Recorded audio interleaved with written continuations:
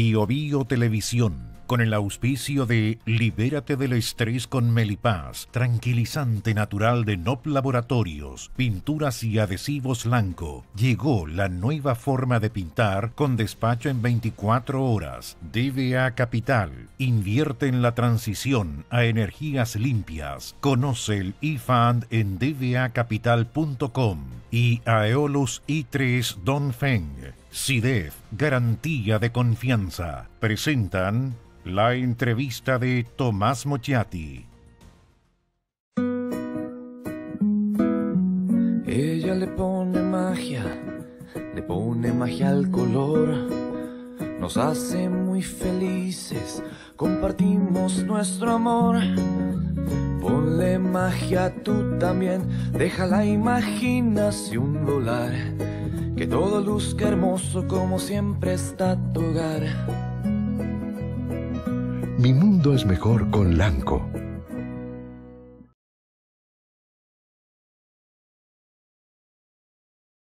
¿Andas acelerado? ¿Te sientes más irritable y alterado? ¿Te cuesta dormir bien? Tranquilízate naturalmente con Melipaz, que calma la ansiedad, relaja y reduce el estrés. Libérate del estrés con Melipaz. Pídelo en todas las farmacias del país.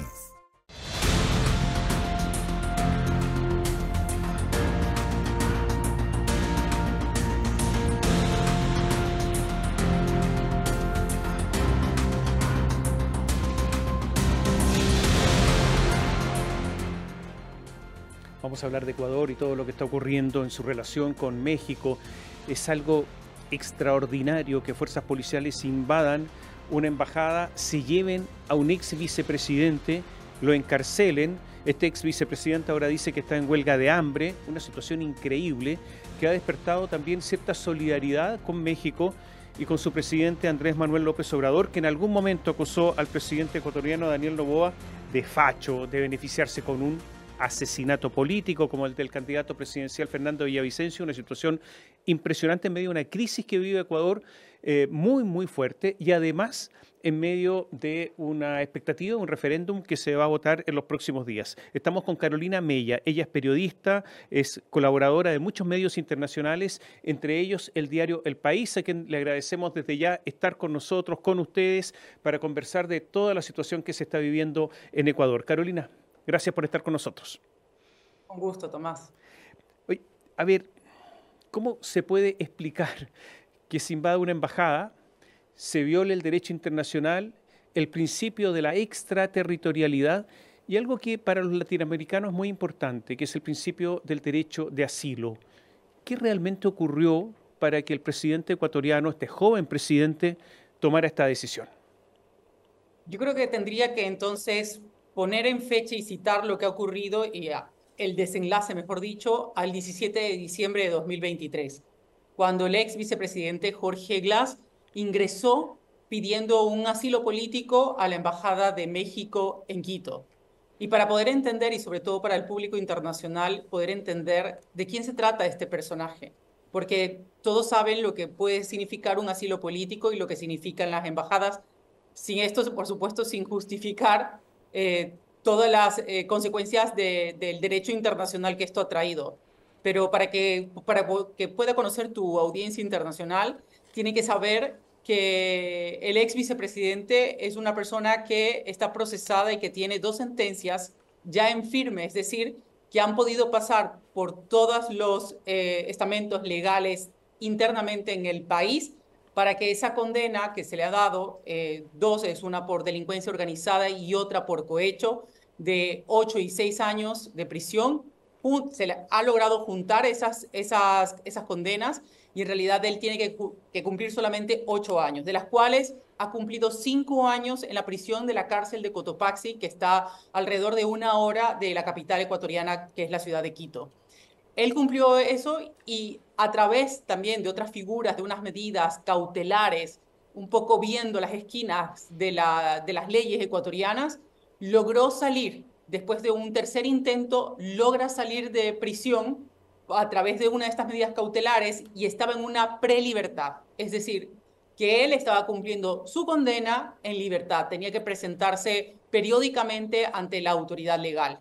Así llega al 17 de diciembre de 2023 cuando ingresa a la Embajada de México. Es decir, él es una persona que tiene 2 causas en firme, pero además que se le había abierto otra investigación por otro caso también de corrupción, que es de la época en la que él era vicepresidente, y justamente para evadir la justicia y cómo continuaba el caso, este caso en específico, él ingresa a la Embajada de México en Quito a pedir asilo. Y que haya elegido la Embajada de México tampoco es una coincidencia, ¿no? En México, pues en este momento están refugiados y asilados otros 7 funcionarios, exfuncionarios del gobierno de Rafael Correa y del partido del expresidente Rafael Correa, en la que él pertenece. Entonces, es un poco ese el contexto y la persona que estaba dentro de la embajada. Es así, por eso la lectura internamente en el país de lo que ocurrió ese 5 de abril es muy diferente a la lectura que se puede tener internacionalmente. Aquí todavía se está aterrizando sobre las consecuencias que la decisión del presidente de la República va a tener en estos días. Ya lo vimos ayer con la OEA, lo estamos viendo ahora mismo con esta nueva esta nueva demanda que ha puesto México ante las Naciones Unidas, y probablemente el país no logra dimensionar todavía internamente las consecuencias de esta decisión. Carolina, entonces la lectura que podemos tener es que el presidente Daniel Noboa tiene apoyo interno por esta medida que adoptó, violando el derecho internacional, porque la verdad es que las embajadas son inviolables, pero tiene el repudio internacional, porque yo no veo prácticamente a nadie que esté apoyando al presidente Noboa en su decisión. Sí, sí, por supuesto. Y probablemente con el pasar de los días es que la gente que comienza a tener mucho más acceso a la información, justo a estos comentarios que se están haciendo internacionalmente respecto a la decisión del presidente Daniel Noboa, es que comienza a tomar como una postura respecto a esto, ¿no? Y lamentablemente esto se divide prácticamente entre correístas y anticorreístas, ¿no? O sea, estas personas estos anticorreístas que dicen, bueno, estas personas tenían que cumplir prisión por todos los actos de corrupción en los que han caído durante 10 años en los que estuvieron en el poder, ¿no? Y de alguna manera prevalece esa idea por sobre incluso las leyes internacionales, los reglamentos internacionales, como es en este caso, ¿no? Y por supuesto están los correístas que están indignados porque además de esto, Jorge Glass llegó a tener el estatus de asilado político porque el día que el presidente AMLO le dice facho al presidente Noboa, pues también decide por la decisión que tomó el presidente Noboa de expulsar y de declarar persona no grata a la embajadora de México aquí en Ecuador, pues a él toma la decisión, el presidente AMLO toma la decisión de, bueno, muy bien, entonces le doy el asilo político a Jorge Glass. Y por supuesto, eso ha despertado también un tanto de indignación también entre algunas personas, algunos grupos. La decisión al menos está como dividida respecto a la población en Ecuador internamente. En muchísimos países se habla de la grieta, no solamente en Argentina, en Chile, también en Ecuador, en Estados Unidos, entre demócratas y republicanos, una grieta. Y por lo tanto en el centro político una especie de vacío. Esta grieta se manifiesta en Ecuador. El presidente Noboa fue elegido con poco más del 52% de los votos, 47, y tanto por ciento de la representante del partido de Correa, y por lo tanto siempre va a haber versiones encontradas. ¿Quién está ganando en esta lucha entre una grieta, entre un sector de la grieta y el otro en estos instantes en Ecuador? Es difícil determinarlo todavía, Tomás, ¿sabes? Eso es una lectura que he tratado de hacer durante todos estos días y ha sido bastante complicada todavía. Mira, hay un termómetro que probablemente lo vamos a poder tener mucho más claro en las próximas semanas, y es porque el 21 de abril, o sea, en 2 semanas apenas, los ecuatorianos vamos nuevamente a las urnas a votar una consulta popular y un referéndum convocada justamente por el presidente de la República. Y ahí es que cuando probablemente vamos a poder medir un poco la opinión del ciudadano común, ¿no? Porque una cosa también es lo que está en las redes sociales, en las que no todo el mundo tiene acceso, y un poco de lo que también se sondea en los medios de comunicación, pero otra cosa muy distinta es cuando ya llegan los votantes, y porque más allá de las preguntas que está haciendo el presidente de la República en esta consulta popular y referéndum, es que esto siempre es una forma de medir también el poder o la popularidad incluso que tiene un gobierno. El año pasado, por ejemplo, lo trató de hacer el expresidente Guillermo Lasso y no le fue nada bien. Incluso algunas de las preguntas que él hizo en esa consulta están ahora mismo repitiéndose en la consulta que está haciendo Daniel Noboa en este momento, ¿no? Pero más allá de lo que se pueda obtener de esas preguntas es esta medición de poder. Porque hay otra cosa, Tomás, que es importante que se entienda en este contexto que vive Ecuador, y es que el presidente es un candidato presidente. Es decir, él está ahora mismo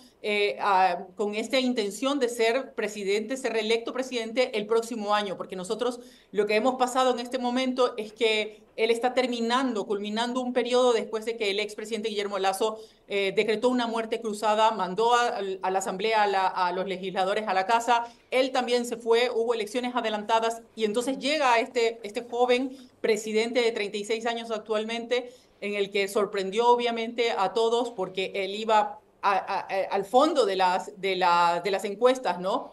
Pero como en Ecuador pasan tantas cosas de un momento a otro, pues el asesinato del ex candidato presidencial Fernando Villavicencio cambió mucho el curso de las elecciones presidenciales el año pasado. Entonces, es un escenario muy difícil de terminar, de Tomás, perdón que me extienda en esto, porque en realidad en Ecuador puede pasar absolutamente todo. Puedo decirte que hay mucha gente, por cómo mido las redes sociales, de que está a favor de la decisión del presidente de la República, pero muy probablemente cambie todo el panorama el día de las elecciones y la gente le diga al presidente, bueno, no estuve de acuerdo con que hagas este tipo de cosas y que pongas al Ecuador en una situación tan compleja internacionalmente.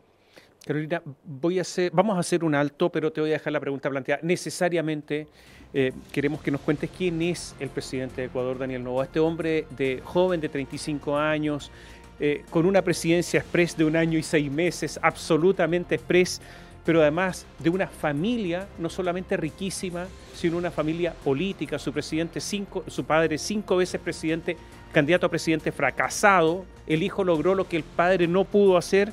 Y por lo tanto, ¿quién es este joven presidente que invade otra embajada y que toma todas estas decisiones? Volvemos en un instante.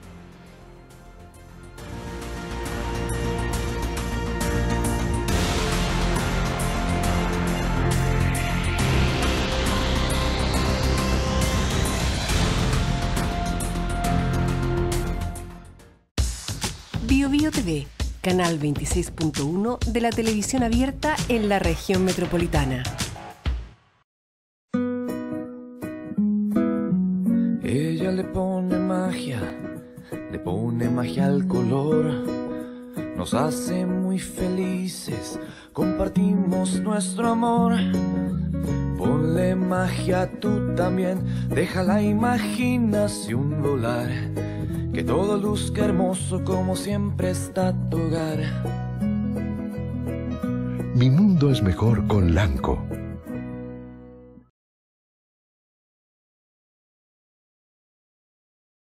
¿Andas acelerado? ¿Te sientes más irritable y alterado? ¿Te cuesta dormir bien? Tranquilízate naturalmente con Melipaz, que calma la ansiedad, relaja y reduce el estrés. Libérate del estrés con Melipaz. Pídelo en todas las farmacias del país.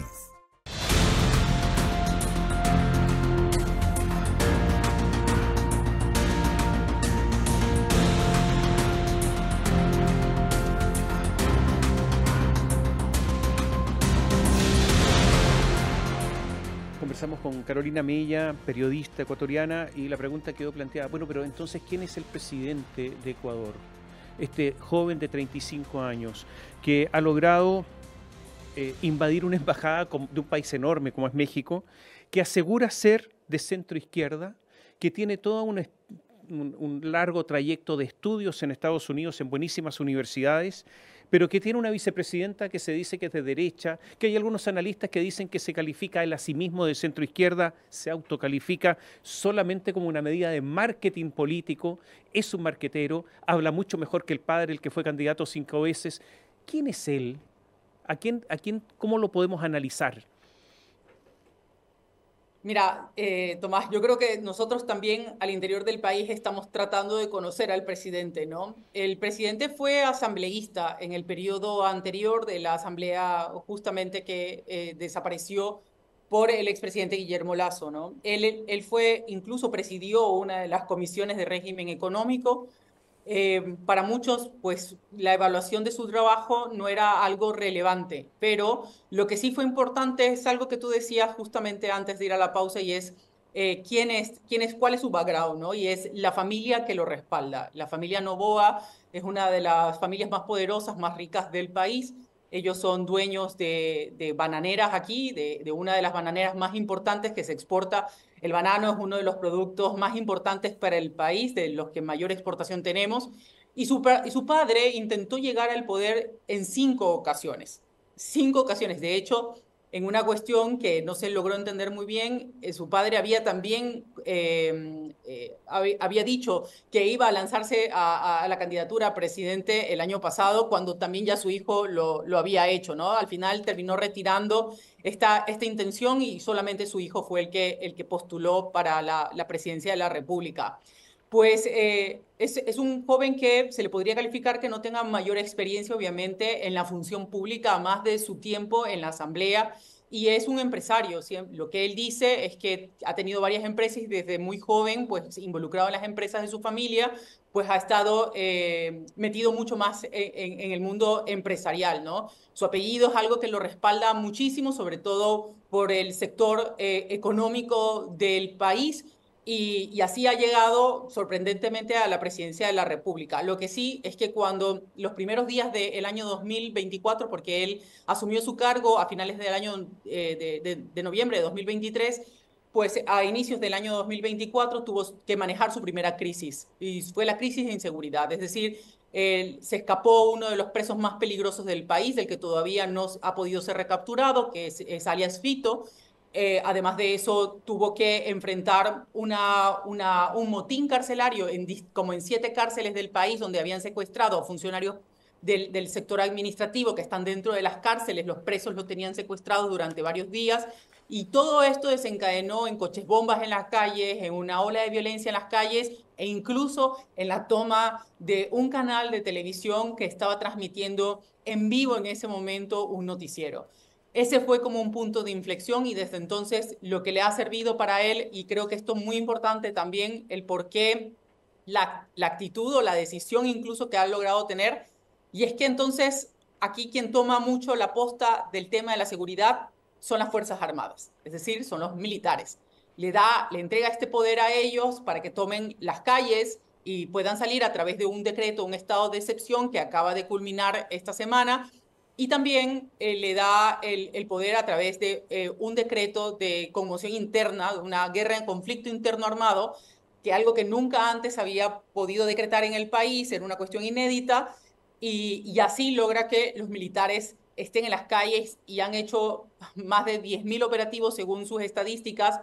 Han apresado también a miles de personas, no todas son procesadas, no se sabe dónde están estas personas que dicen que detienen. Entonces, está prácticamente gobernando de la mano con las Fuerzas Armadas, un poco en esta justificación o bajo esta presión de lo que está viviendo el país en este instante por un tema de inseguridad. Es un poco el panorama, que es muy complejo porque además de esto, aunque logró contener inmediatamente después del estado de excepción, logró contener los altos niveles de inseguridad que estaba teniendo, sobre todo en las muertes violentas, que aquí se estaba matando a 40 personas en un día, pues logró contenerlo y va a reducirlos prácticamente a la mitad. Entonces, pero en este momento nuevamente comienzan estos crímenes a repuntar, al igual que otros delitos a los que atemoriza a toda la población, como son las extorsiones y los secuestros. Mire, yo leo cifras y esto es explosivo. Ecuador era un país tranquilo. Ecuador era un país pacífico. Ocurre que la cantidad de homicidios por cada 100.000 habitantes pasó en 5 años de 5,8, que es una cifra baja, a 25,32 homicidios en 2022. Y empezaron a surgir nombres de bandas, los choneros, los lobos, los tiguerones, los chon killers. Hay algunos barrios, leí por ahí el barrio Nueva Prosperina en Guayaquil, índice de homicidio 114 por cada 100.000 habitantes. Es una locura todo eso. 7.600 muertes violentas el año 2023. En Semana Santa hubo 137 homicidios, ahora recién. Entonces, una situación descontrolada.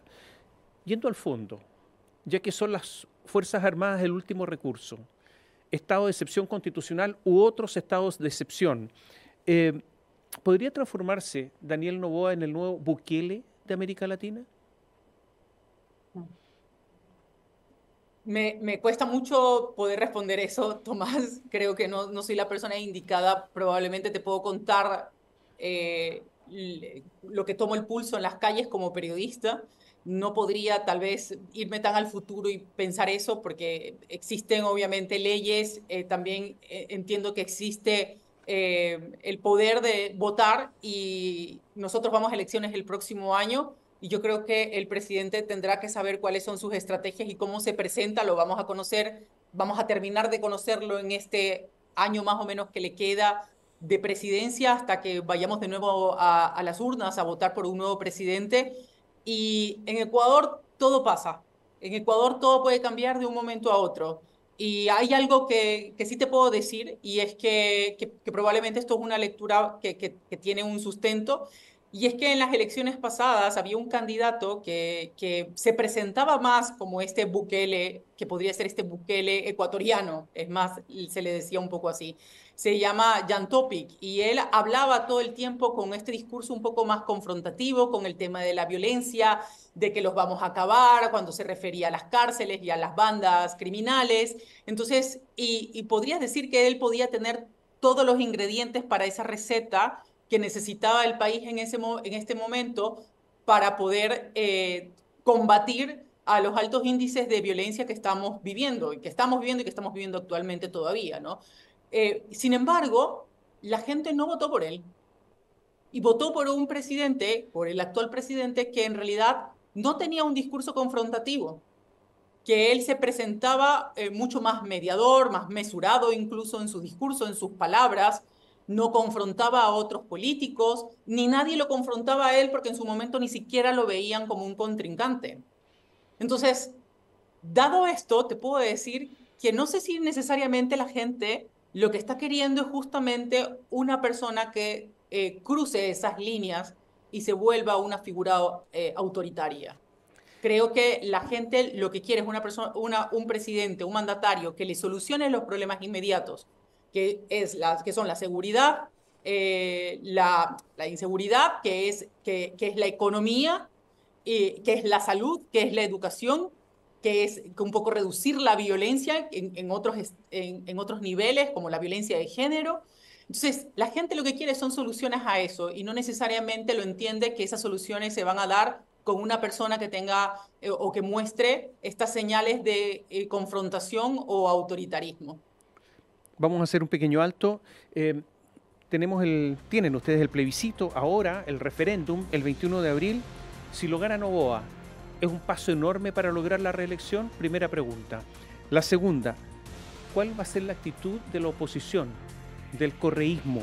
Porque entendemos que hasta ahora había tenido una actitud pasiva, incluso se había abstenido cuando había que votar proyectos de ley de Noboa. Pero ahora, ¿va a seguir haciendo lo mismo? Volvemos en un instante.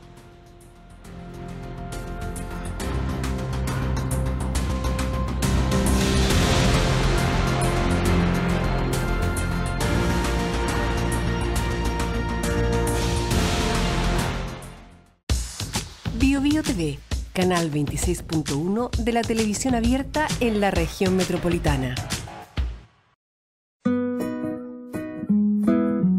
Ella le pone magia al color. Nos hace muy felices, compartimos nuestro amor.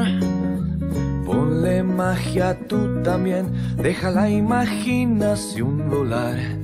Que todo luzca hermoso como siempre está tu hogar. Mi mundo es mejor con Lanco.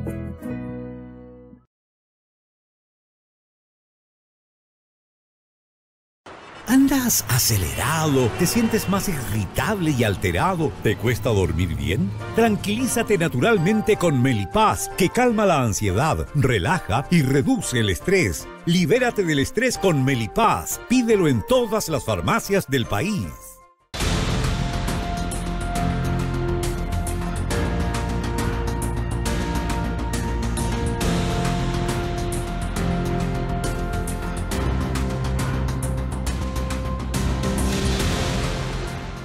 Conversamos con Carolina Mella y dejamos preguntas planteadas. Hay referéndum con una serie de preguntas para la ciudadanía ecuatoriana. Ahora, el 21 de abril, si gana el referéndum el presidente Daniel Noboa, ¿es un paso enorme, gigante, para obtener la reelección? Creo que lo describes muy bien. Si llegase a ganar la consulta popular, el sí por la consulta popular, tiene muy altas probabilidades de que se reelija para el próximo año. Pero como te decía hace un momento, en Ecuador cualquier cosa puede cambiar y prácticamente tirar el tablero político de un momento a otro. Pero sin duda le da una gran ventaja. ¿Qué va a hacer el correísmo? Hasta ahora, lo habíamos dicho, prácticamente una abstención, casi un apoyo por omisión al presidente Noboa. ¿Qué va a hacer desde ahora? Porque entendemos que el correísmo además tiene poder, lidera la Comisión de Fiscalización y por lo tanto podría ejercer acciones de oposición importantes. ¿Qué se espera para los próximos meses y para este plebiscito del correísmo? Bueno, esa es una pregunta muy interesante y voy a responder con algo que dice un analista político acá, al que consulto mucho sobre estos temas, se llama Pedro Donoso, y él siempre dice, la cuestión es que el correísmo no nació en oposición, entonces él no sabe hacer oposición, y por eso vemos ahora mismo a un expresidente, Rafael Correa, con la figura que él significa, de hecho, para muchos, que está pidiendo sanciones para el país, una medida poco acertada probablemente para muchos, porque acrecienta un poco esta sensación y sobre todo este rechazo que tienen en un país polarizado como este, ¿no? Ya han dicho que van a hacer oposición, y tú lo decías hace un momento, Tomás, estaba prácticamente el presidente Daniel Noboa, estaba gobernando sin oposición durante todo este tiempo, desde noviembre que asumió el poder, estaba gobernando sin oposición. En la Asamblea llegaron por lo menos 5 proyectos de ley económico urgente y todos prácticamente tuvieron una votación positiva, en algunos en los que probablemente el correísmo decía esto va un poco de los principios que nosotros siempre estamos diciendo, pues se abstenían y con eso era suficiente para que el presidente pudiera pasar estas leyes a través de algo que nosotros tenemos dentro de nuestras leyes que se llama el Ministerio de la Ley, es decir, no lo veta el presidente y lo que hace es pasar inmediatamente, aprobarse y pasar al registro oficial. Y así es como se han podido aprobar las 5 leyes principales que probablemente el presidente necesitaba. Lo que sí es que una de las cosas que tú decías en este momento, ¿cómo va a creer esta oposición? Y esta oposición está por esta comisión de fiscalización que tú bien lo decías, donde el correísmo tiene una mayoría y donde podría comenzar a presionar para hacer estos juicios políticos a todos sus funcionarios, ¿no? Con un poco la estrategia que también utilizó en el gobierno de Guillermo Lasso, llamar constantemente a todos sus funcionarios al pleno de la Asamblea. Pero de ahí a que eso llegue a ejecutarse un juicio político, pues hay mucho puente, digamos, en ese trayecto que debería de pasar por los tiempos que establecen la ley, ¿no?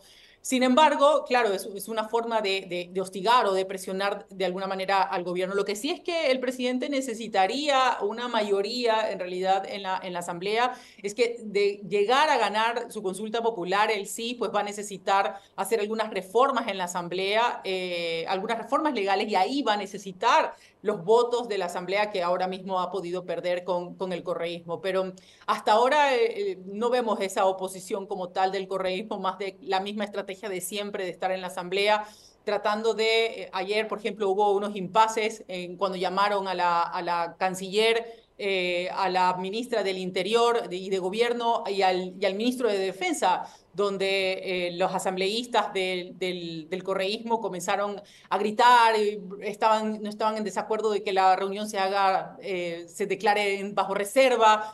Entonces, al final, ese diálogo que no se logra dar, ellos no pueden hacer las preguntas, no pueden llegar a confrontar, sino que en realidad, dado por estos escándalos, terminan configurándose en esta oposición que hace un poco más de bochinche, más que poner argumentos un poco más sólidos. Carolina, te agradecemos muchísimo haber estado con nosotros, ilustrarnos de lo que está pasando en Ecuador, de la crisis que hay en estos instantes, porque la hay prácticamente en todos los países de América Latina, y de lo que se viene con este plebiscito que es de referéndum, que es muy importante para el 21 de abril. Te agradecemos muchísimo. Con mucho gusto, Tomás. Gracias también a ti. Gracias.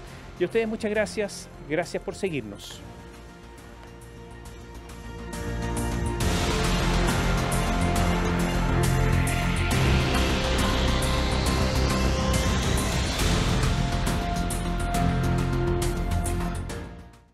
Bio Bio Televisión, con el auspicio de Libérate del estrés con Melipaz, tranquilizante natural de NOP Laboratorios, pinturas y adhesivos Lanco. Llegó la nueva forma de pintar con despacho en 24 horas. DVA Capital, invierte en la transición a energías limpias. Conoce el eFund en dvacapital.com y Aeolus i3 Dongfeng. SIDEF, garantía de confianza. Presentaron la entrevista de Tomás Mochiati. Ella le pone magia al color. Nos hace muy felices, compartimos nuestro amor. Ponle magia tú también, deja la imaginación volar. Que todo luzca hermoso como siempre está tu hogar. Mi mundo es mejor con Lanco.